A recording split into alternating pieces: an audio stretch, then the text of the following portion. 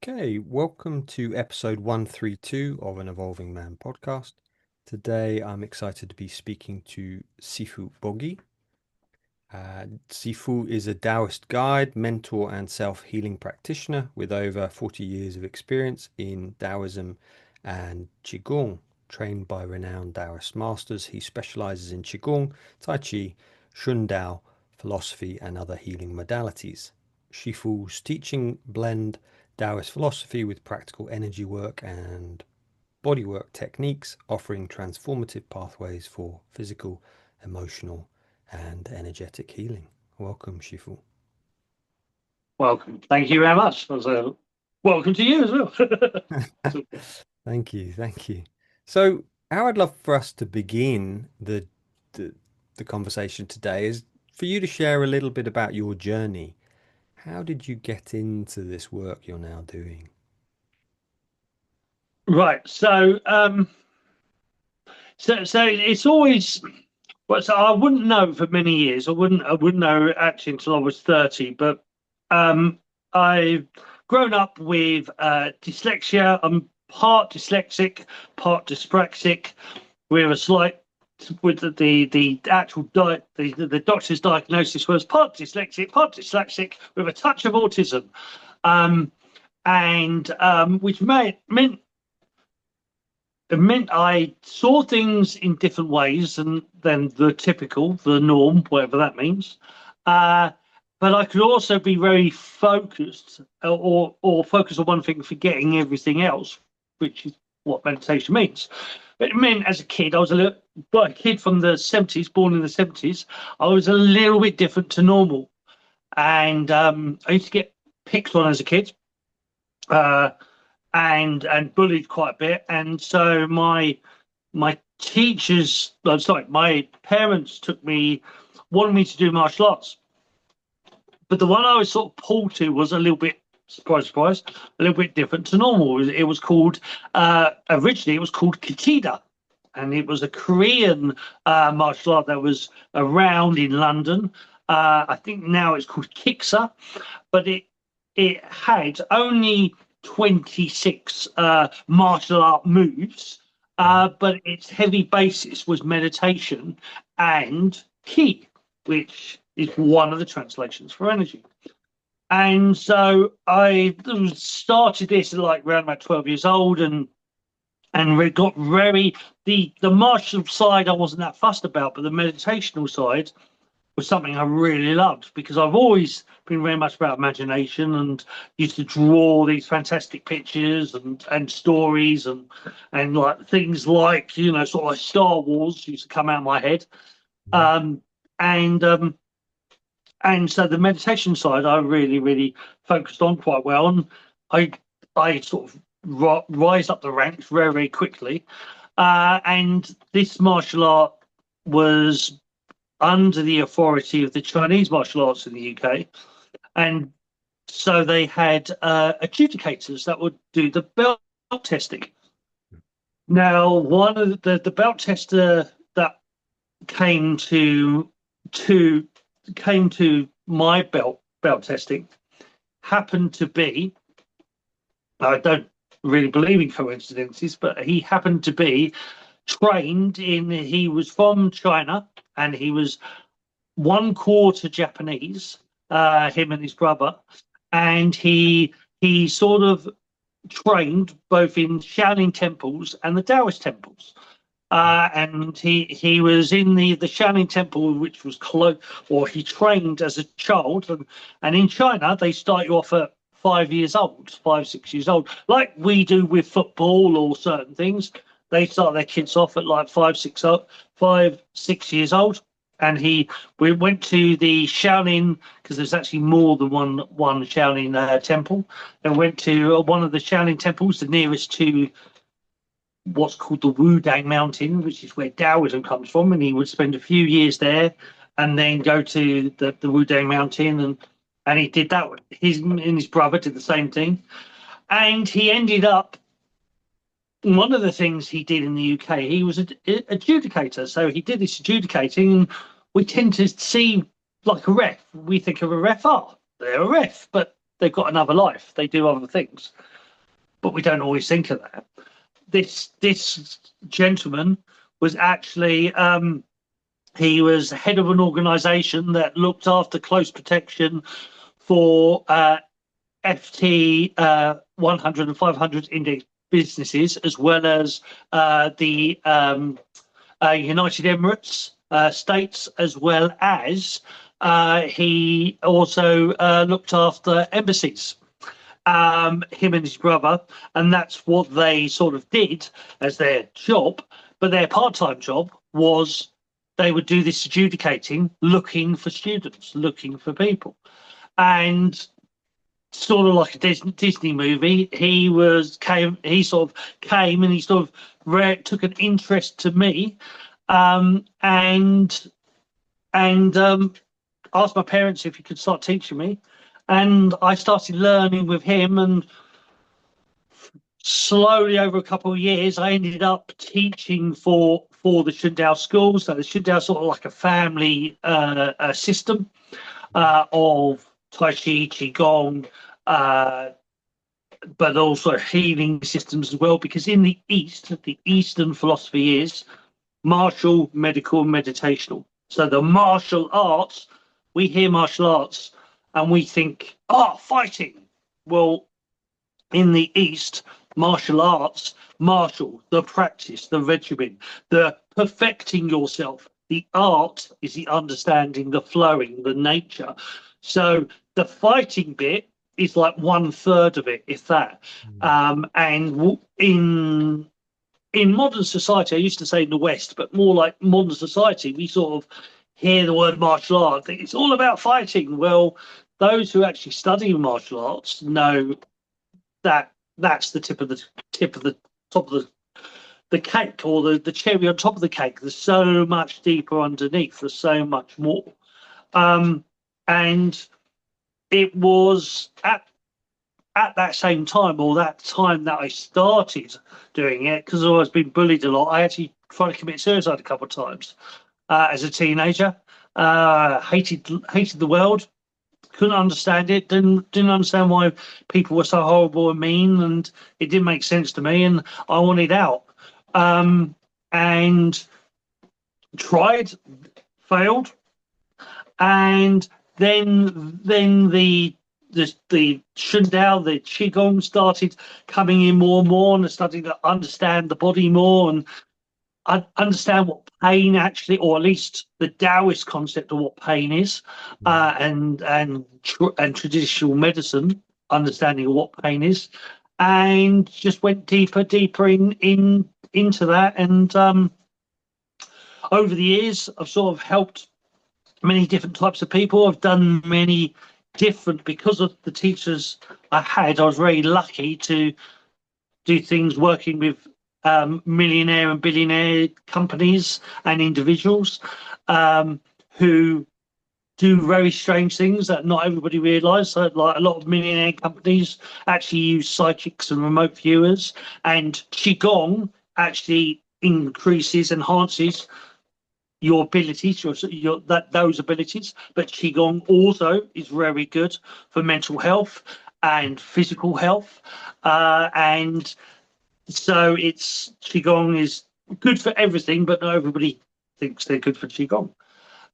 So through the years, I've sort of focused. I've learned many things and done many things, and I've been a baker, I've been a chef, I've done close protection. I now do a lot of massage, the healing. I'm into science, a medical science called epigenetics, which is very close, a lot closer to Daoism and Buddhism than a lot of the scientists realise. That because epigenetics basically states the way you think and feel affects your physical health. So literally your mood literally affects your health, literally affects how you heal or don't, and how you thrive or don't. So the mind, the way we think and feel, really does affect our reality psychologically or personally inside. But it also, through quantum physics, I've also seen that we actually affect the outer world as well. We're far more powerful than we're led to believe. And the ones who, and it's not often I say this, but the ones who suffer the most are the ones who have more power than they realize. Because that, if you're taking on all that suffering on the inside, if you learn to overcome that, there's nothing you can't accomplish. There's nothing you can't do. Is that we're far more powerful than we've allowed ourselves to believe. Mm. And if we can heal ourselves, we can and help ourselves, we can help anybody. Mm. I so agree. I think there's the Marianne Williamson quote who Nelson Mandela said at his inauguration in 1994 about saying, it's not our darkness that we're frightened of, it's our light. Yeah. You know, who are we not to connect to that essence of us? And I so agree. And it's almost like that idea of Stephen Joseph in his work of post-traumatic stress to post-traumatic growth. Can it become this wow awakening? And there's an interesting thing. There's that saying about like fear. There's nothing to fear but fear itself, or the Mm. fear of the unknown. I think I think what that unknown is the unknown potential that every single person has, Yeah. and that's what we get comfortable in our restrictions, and so we don't actually realize that we can actually go far beyond that. We can push far beyond that. We can achieve so much more. I mean, one of the things I've studied is what they call in deep in Wudang is the dragon dog shaman. Not many people have heard of them. They actually know them more than they realize. If you ever see a Chinese festival and you see the dragon and they see what's called, we in the West, we call it a lion dog. Mhm. Well, China Food never dog. had lions, but and if you actually look at the head of that creature, it's the same as the dragon. It's actually a dragon dog. But in the West, we paint dragons as having scales and wings. Where in the East, dragons don't have wings. They swim through the energy. They swim through the sky, and they actually have fur. They're actually furry. And so the dragon dog shaman, let's just explain the dragon bit. The dragon dog shaman, they focus on sacred geometry. They focus on the flower of life. Mhm. They also are very connected to Kuan Yin, the divine mother, or Mother Mary, as we say in the West. And that divine energy, focusing on that divine energy is really important. Focusing on the Dragon Dogs very much believe in the Trinity, and the Trinity they believe in is the divine mother or the sacred feminine, the divine father or the sacred masculine, but also the divine child or the sacred Mhm. child. And with whether you're female, male, banana or goat, there is a feminine energy within you, the nurturing side, the loving side of you, the caring side of you. There is a masculine energy within you, the let's get things done, the physical side, the protector side. But there's also the sacred energy within you, the sacred child energy, which is the play, the knowing that, like looking at the awe and wonder and experiencing. And when we cut these off, whether we cut one, two, or three off, we feel empty, we close down, and then we end up searching either through drugs, through uh, modern medicine, or through sports or sex. We keep searching for something that we're missing, or we think it's this thing outside, but it's Mhm. actually something inside. It's in us all the time. The masculine, the feminine, and the sacred child connects us with everything else out there, but we've got to connect with it in us through quantum physics. There's a real interesting conversation. Nissan Harriman, or Nassim Harriman, sorry. Yeah, Um, my wife was very, very fond of Nassim. I kind of came across him about 15 years ago. Yeah, my wife passed away a few months ago, but she was very much into a lot of, she did his unified physics course for about 3 or 4 years. No, he's a name I know I can mention and know I can say because of what he's very much into the idea that everything. So he's very much into the quantum field. Now, the quantum field was discovered in 1974, and we originally we would talk about the 99.999% of empty space in an atom. Well, they discovered that it's not empty. There is this energy that connects every atom with every other atom. They called it the quantum field. Now, when you know about this, that the quantum field connects every atom to every other atom, but that means it connects everything with everything, that we're all part of that quantum field. We're all interconnected within that energy. Now, you take that, and also what Nassim Harriman says is you get a cup full of space. A cup full of space has enough energy in it to evaporate all the oceans on this planet. Well, whether you're really, really big or really, really skinny, you've got several cups inside you. You have enough energy to change the world personally. And at least if you don't think you can change the outer world, you have enough energy to change your personal one, the world within you. And that's the world you have to start with, the inner world, because what you believe is true for you. The psychology and science knows that this is how phobias work. What you believe internally, physically, the masculine, emotionally, the feminine, and also like your imagination, so spiritually or consciously, the sacred child. What you believe, you create, you manifest. So if you think I'm not good enough, nothing ever goes right for me, everything always, you'll make that happen. And there's been magicians out there that have done TV programs where they did one. There's somebody who did one on luck, and this whole program was based on this statue that was actually put there. And they said, "Oh, this is a lucky statue." And this guy said, "Oh, I'm not lucky. I've never been lucky. I'm always unlucky." And he was a butcher, and so we call him Bob the Butcher. And this magician guy, so what he did, he posted through the guy's door a scratch card that he'll win 50 quid. He never scratched it. He put a lady on his path to work. He put a lady with a questionnaire, and if he did the questionnaire, he'd get 100 quid. Totally ignored it. He put 300 quid in a clip on the floor, and this guy walked straight past it. It took this magician, it took them a big notice board saying, "Bob the Butcher, call this number now," for him to do something. And when he called, they then showed him all this video evidence saying, "You are actually blocking you. All these opportunities I put in front of you, and you ignored every single one because you believe you're not lucky."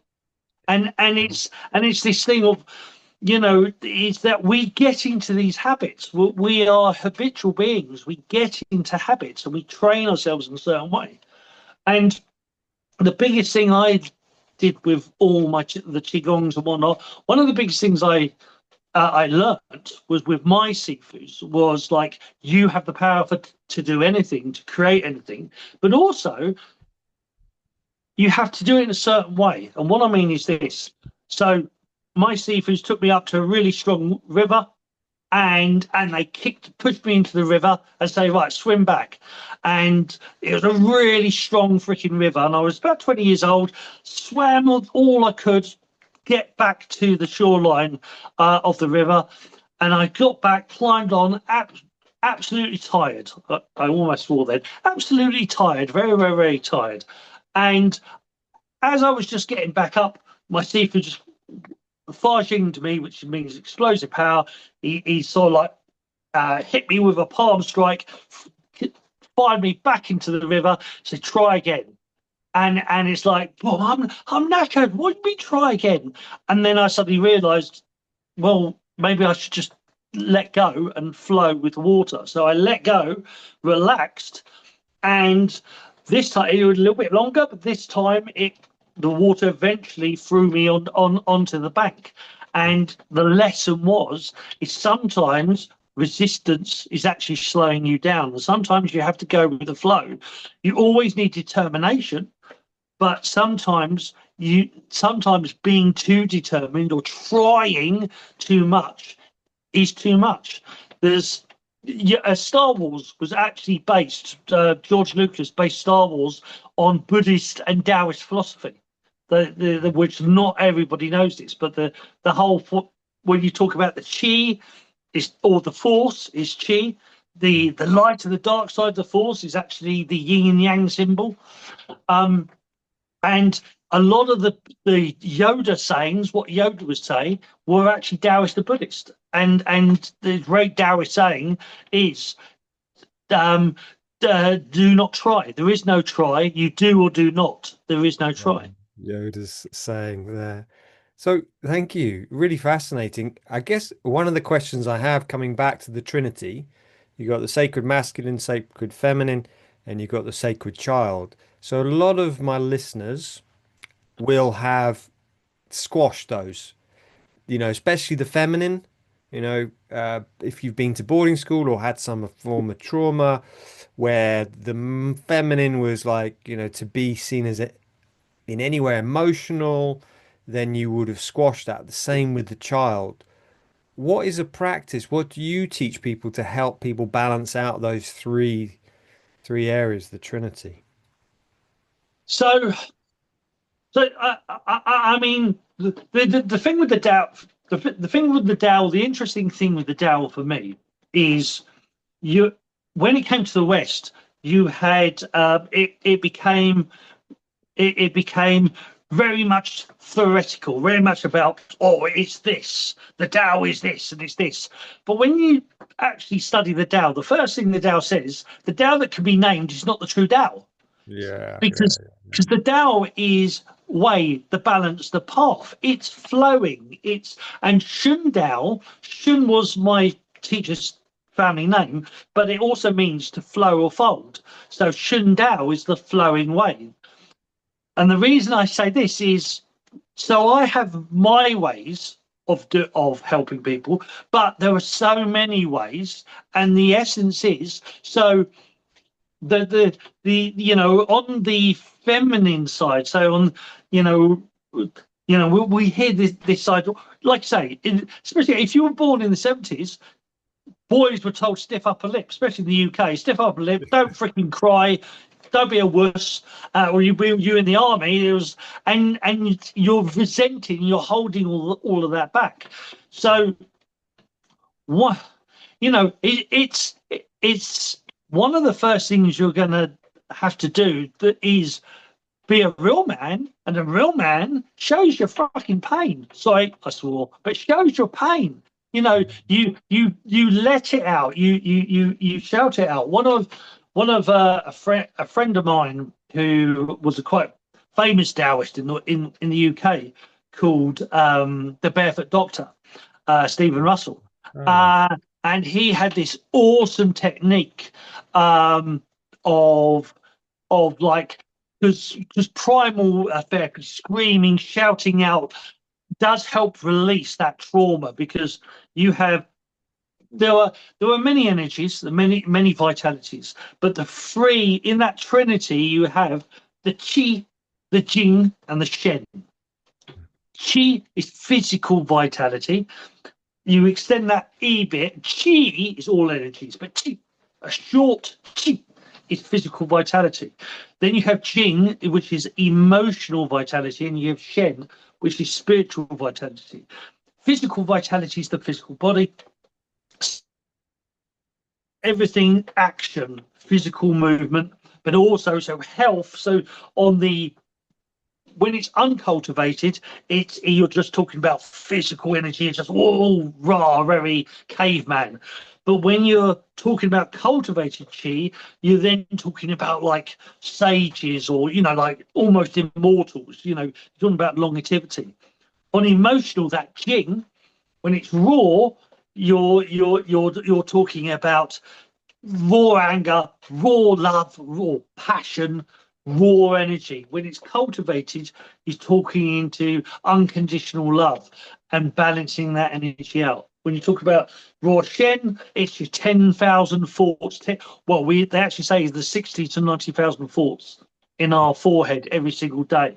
No wonder we're freaking struggling when you got that many freaking thoughts in your head. In the monkey mind. So that's raw.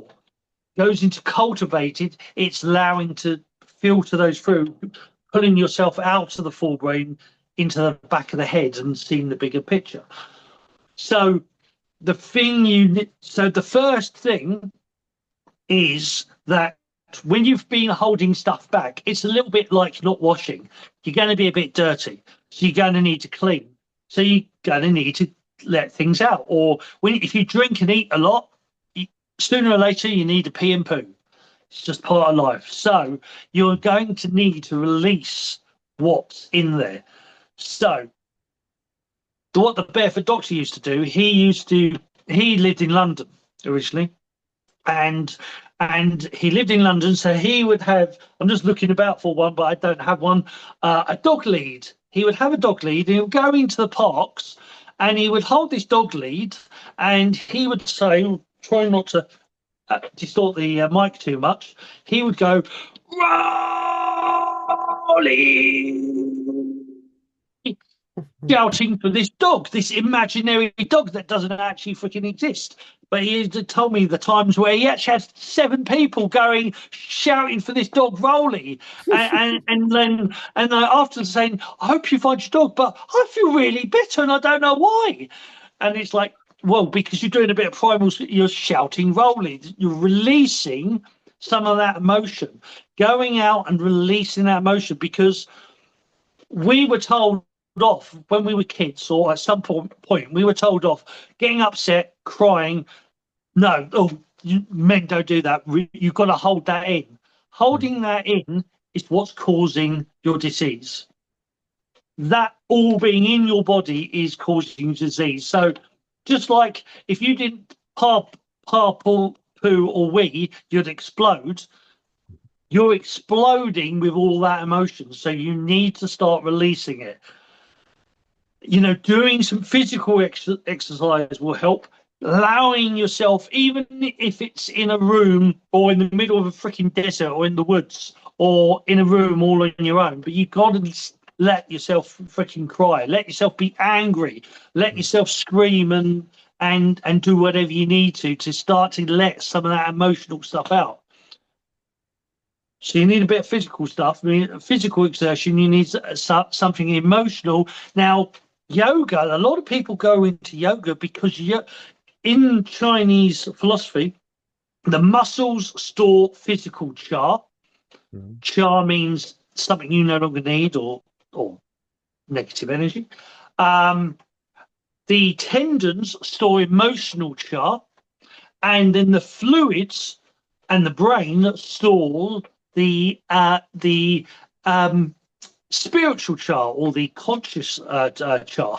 So your negative cha is your physical negative cha is stored in the muscles.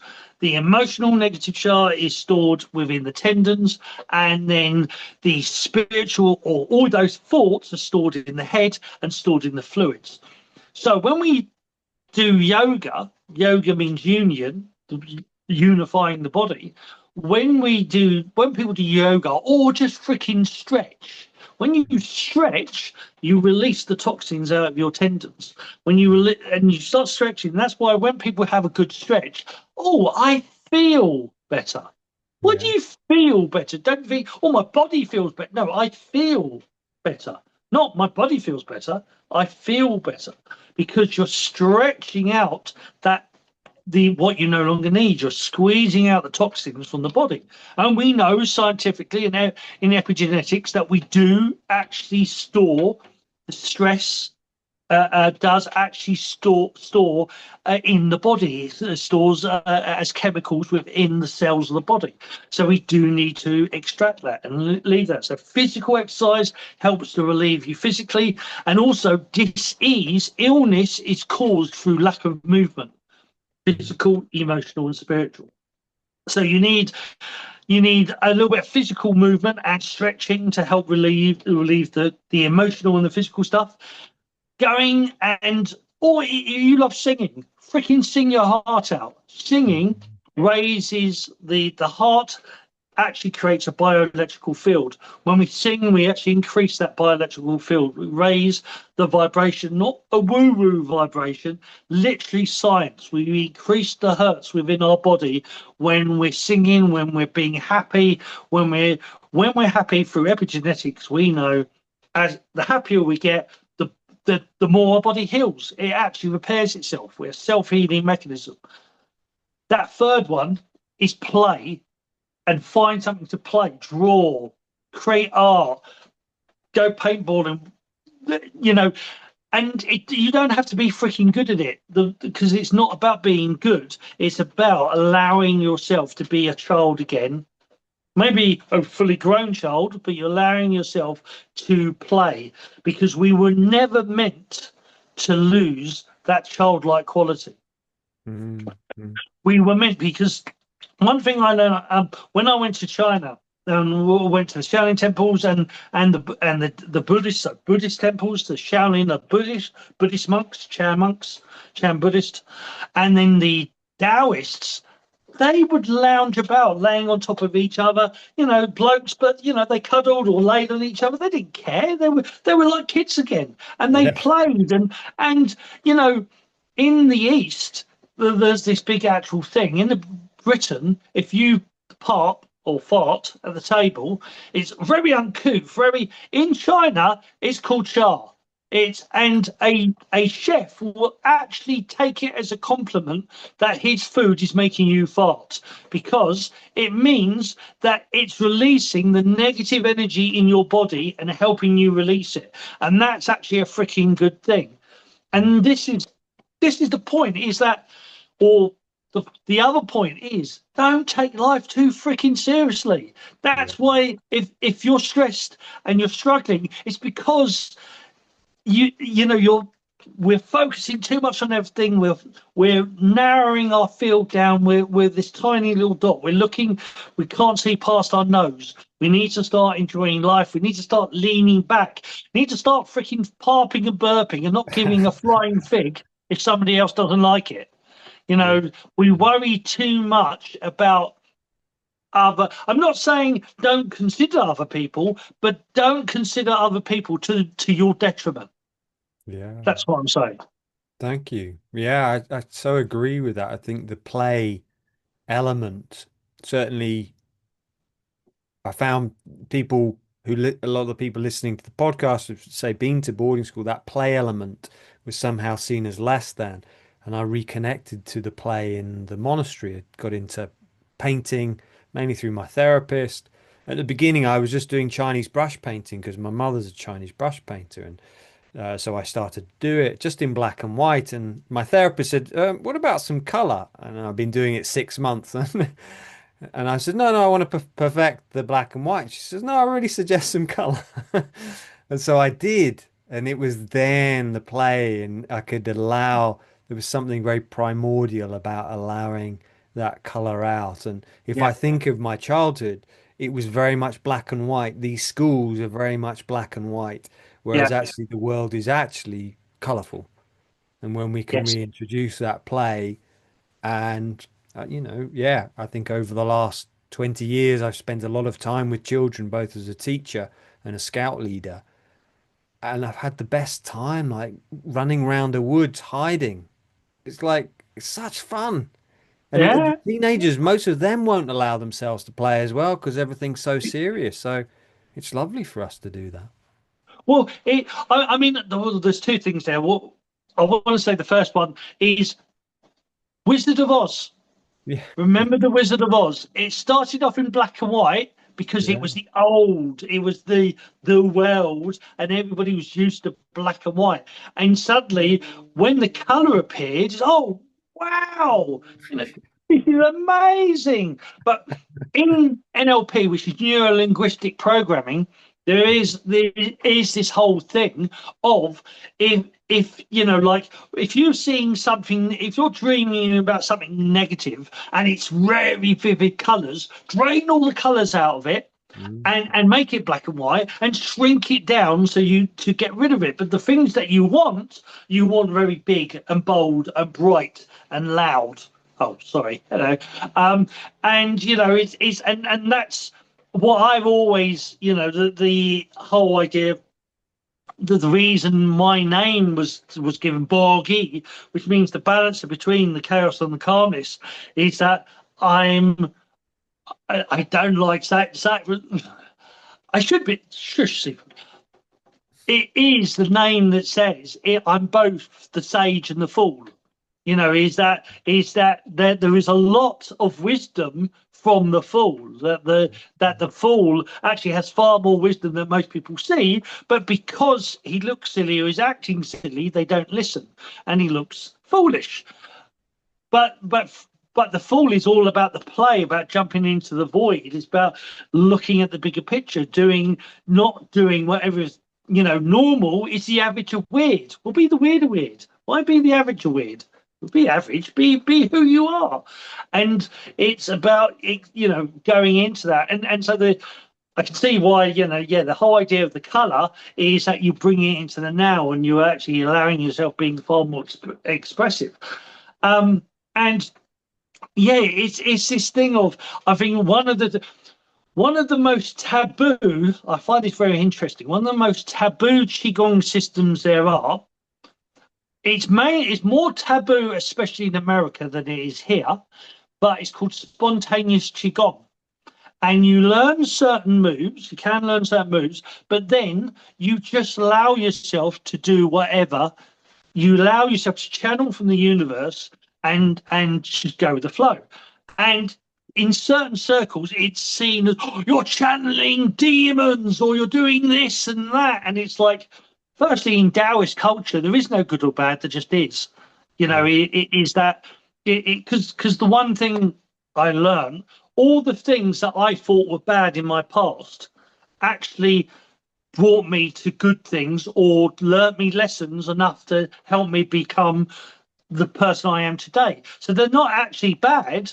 They're a very interesting, slightly different Sifu, but they're not actually bad. They were just a teacher, and that's for me like another thing is that when we see everything as bad, then we'll always see opposing opposites, and we'll always be struggling.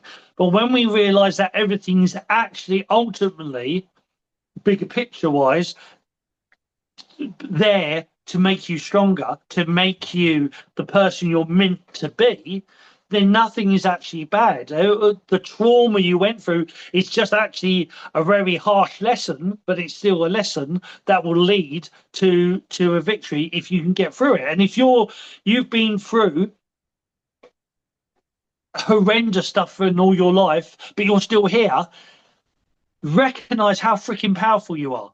You're still here. After everything you've been through, you're still here. No wonder people freaking want to keep away from you. You're too scary.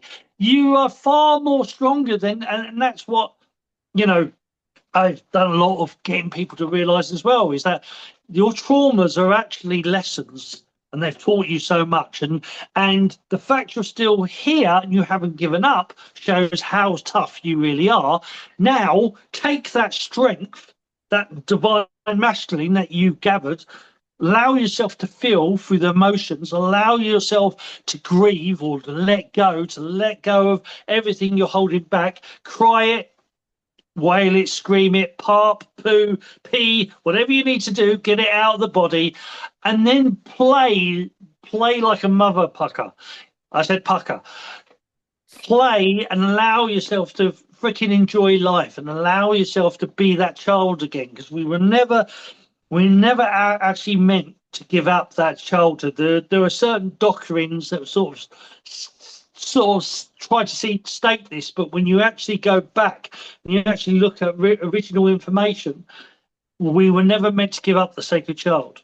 It's as important in us because it's been separated. The child the mother, the father, or the masculine, the feminine, the child, we think, oh, we're this, and it's like you are so much more. If the quantum field says that everything's connected to everything else, that means your body's a glove. You're wearing a glove. We even know through MRI scans that when people were asked to think about stuff, or they were creating stuff while in an MRI scan in their heads, the information wasn't coming from the brain, it was coming into the brain, it was coming from outside in. And that it sort of it puzzled the doctors, because they're saying we are downloading information, so our consciousness is not on the inside, it's on the outside, and it comes in, and we're in the inside expanding out, if that makes sense.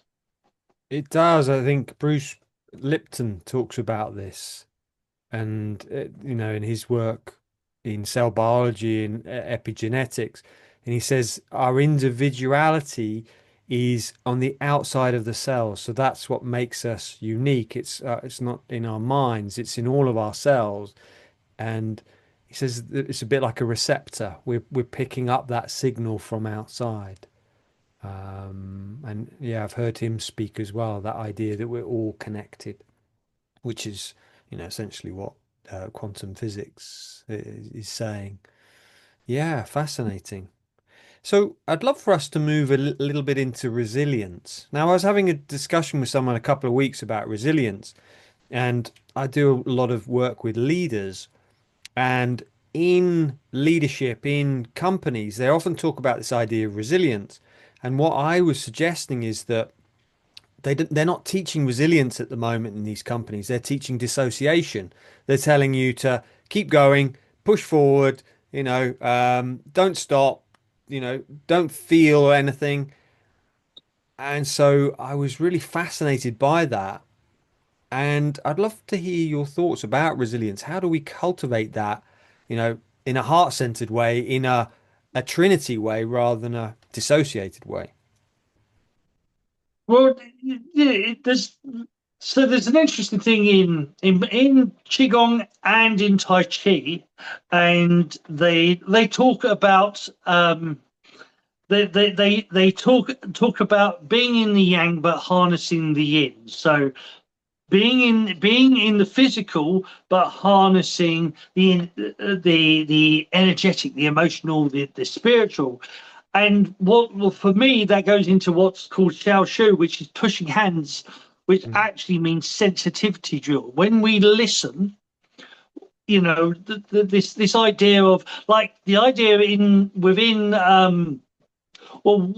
Sun Tzu, or Sun Tzus, as a lot of people say in the West, the art of strategy.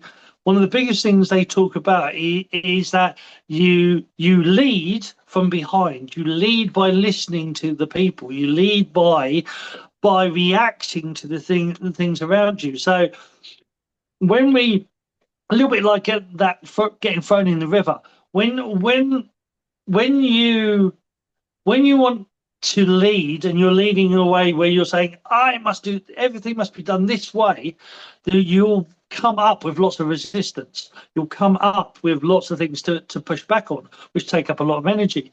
But when you find a way to listen to the situation, listen to people, apply things, but then listen, see how that's working, apply more, and do more of a give and take, and and allow allow the people around you to be, or allow them to be part of the leadership team. Even the starts.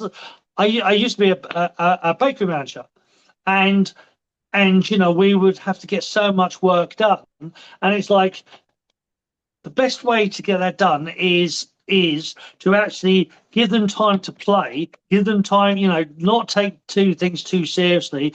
If something's gone wrong, oh, all right, this is a bit of a pain. Right, let's do it together. Let's sort this out. Let's fix this problem, and then let's move on. And when the one thing I learned with kids is that and adults too, is that if you berate somebody when they're doing something wrong, but don't commend them when they're doing something right, you're putting the energy the wrong way. You're putting too much energy on the negative and not enough energy on the positive. And for me, I'd rather put very little energy into the negative. If something's gone wrong, let's fix it. Let's focus more on when we get it right. That's a really good job. Awesome. Let's push on getting things right, and let's work on growing things. So I think this idea of resilience, I think, is, yeah, but you need to listen. You need to either, because it's either listening to your fellow colleagues or listening to the job itself. I think that for me, something that's not necessarily talked about, but I know FT 500 businesses that actually believe this and know it to be true, is that whatever you create takes on an entity itself. There's a reason why we men especially call their girl, call their car or their motorbike, they give it a name, is because they're creating it, they're looking after it, they're nurturing it, and so there's part of them that needs to give it a title, that needs to give it a name. Now, when we do that, whether we realize it or not, where our energy goes, where our intention goes, energy flows. Yi creates chi. So our intent, our energy goes into that intent. And when we put our intention into something, we start to manifest it. We start to create it. So these jobs or your job, or the thing you're creating, the campaign you're creating, is an entity itself. So you need to listen to it. You need to see what it needs, not just what you want it to create. You need to actually, look at the bigger picture. The one thing in management I was always taught is that if the manager runs a bakery and the bread machine is not working, if the manager's on the bread machine working, he can't see the shop front running out of bread, or he can't see that somebody's about to set light to a freaking piece of paper. Or the manager needs to be overall. The manager needs to see everything, and then, like a wheel, have people come in bringing the information into him so he can collate that and spread that information out. For me, that's always give and take. That's all. You're always giving and receiving. So for me, there's more of a balance there. It's more of being receptive, not just about resilience, if that makes sense.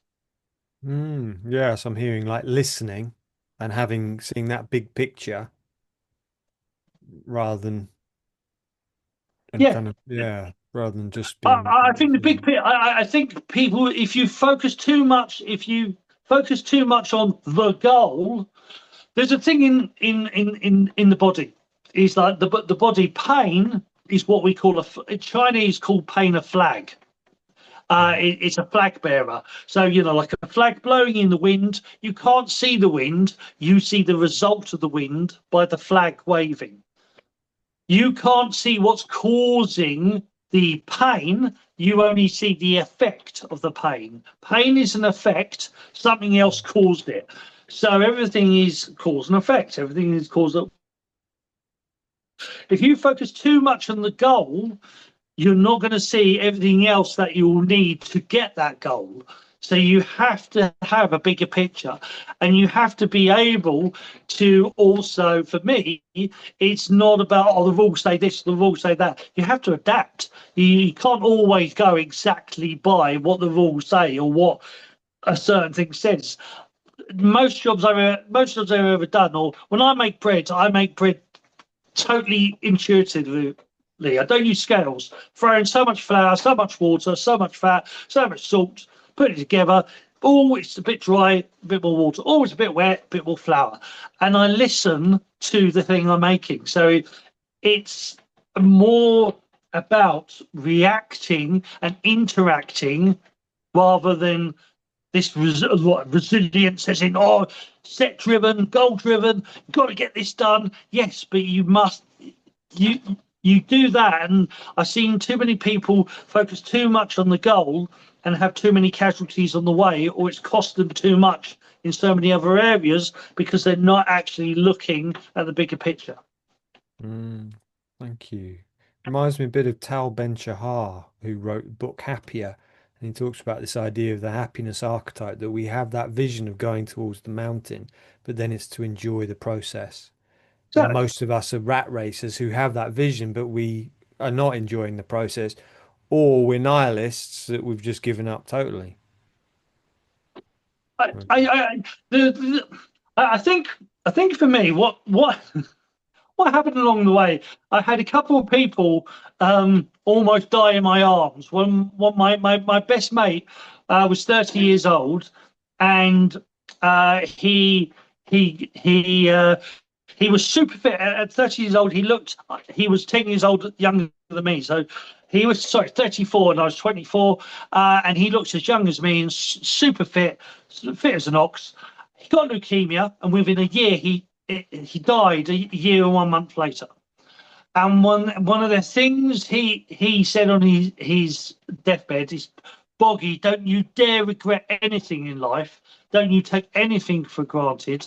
And don't get so focused on that one point that you miss everything else.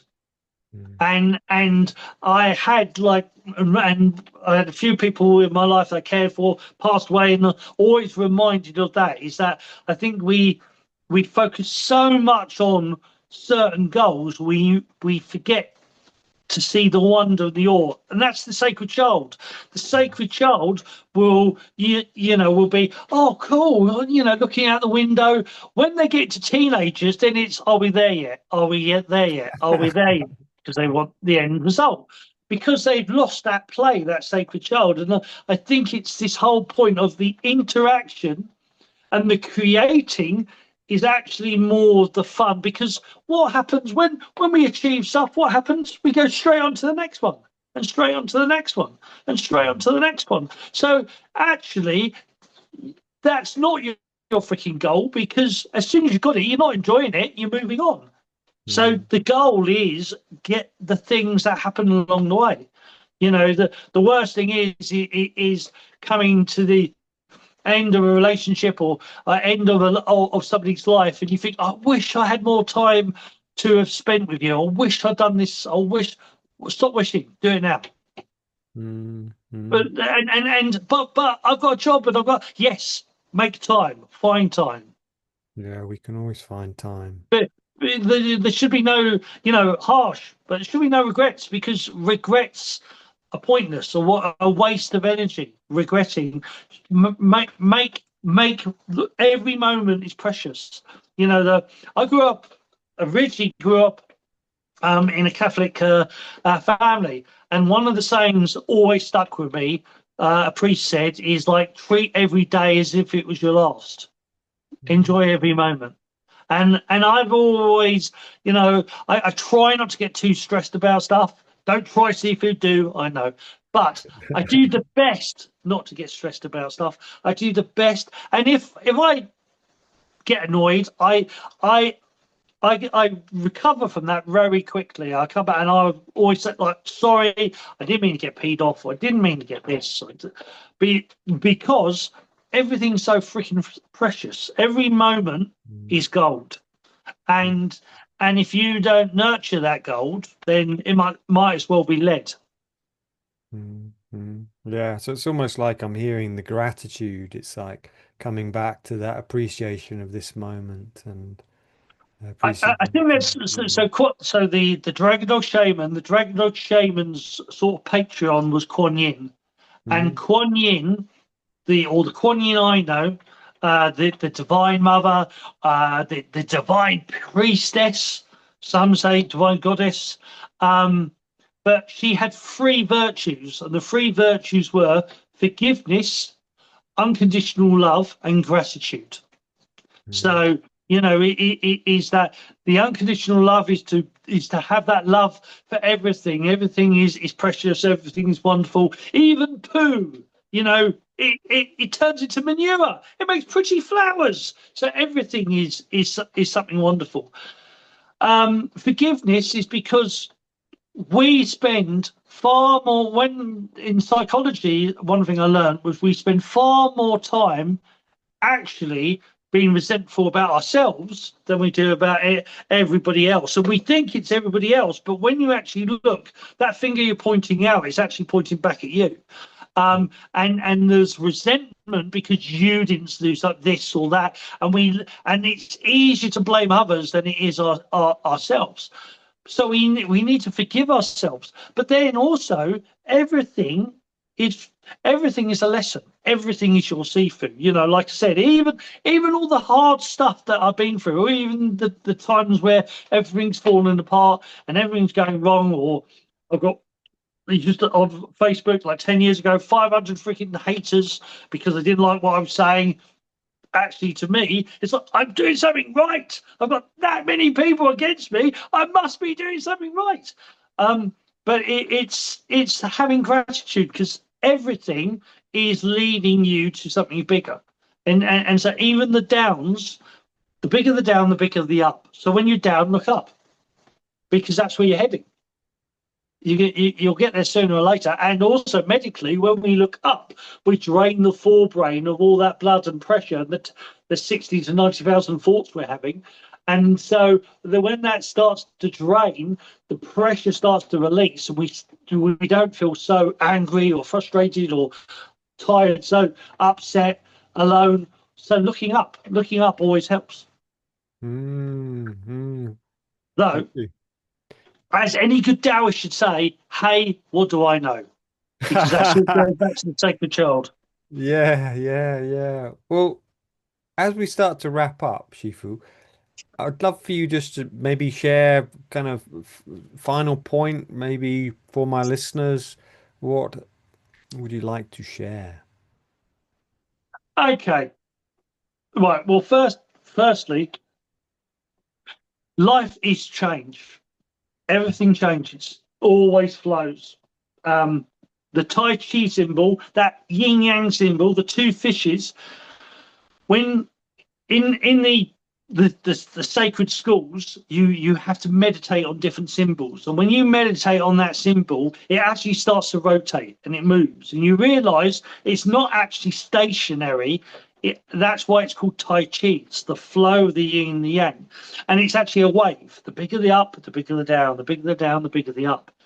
Life always changes, so wherever you are, it's going to change. Things will change. So if you're in the down, get ready for the up. If you're in the up, freaking enjoy it and live every moment and focus on that up, because one thing I know, what you focus on grows. So you want to keep what you've got, focus on it. If you don't want what you've got, stop focusing on it, because what you focus on grows. So life changes, everything is changed. What you focus on grows. So stop focusing on the stuff you don't bloody want. Breathe in, let the belly expand. Breathe out, pull the belly in. That helps shift the chart. And one tiny little plug, if you're interested in what I do, you will find me at ShunDao .io, which is my school, and I teach online all over the world. I'm also here in Lincolnshire, and I teach here, but I also have an online school if you're interested in what I do. And if you don't, you're not, I love you. See you later. Love, Chi and Shen. Thank you. So shundao.ao, and I'll put And that it's into the IO, IO. IO, IO, and I'll put that into the description so people can go and click to that on that. But thank you. It's been really fascinating hearing you speak, and yeah, the Taoists. Yeah, I spent a lot of time in and around Chinese mythology because my mother was a Chinese brush painter. She spoke Chinese, so it That's just brings fascinating right memory. there. I want to interview you now. Yeah, well, she grew up in Hong Kong, my mother. So she was a court translator for Cantonese in the Cool. 70s. modalities. So triads, a lot of the triad trials and things like that. So Yes, yes, I know all about that. I've had dealings with them and the Yakuza and a little bit of a yes, but yeah, in the close protection days. But you've got to learn how to deal with the tiger, if they call it in the East. Is like the tiger's there, the tiger, the dragon, and you have to learn how to feed the tiger without losing your fingers. yes, maybe that's another conversation. But yeah, I've really enjoyed speaking to you, and yeah, please do go and visit Shifu's website and reach out. But thank you so much. Thank you, Steve. Okay, take care.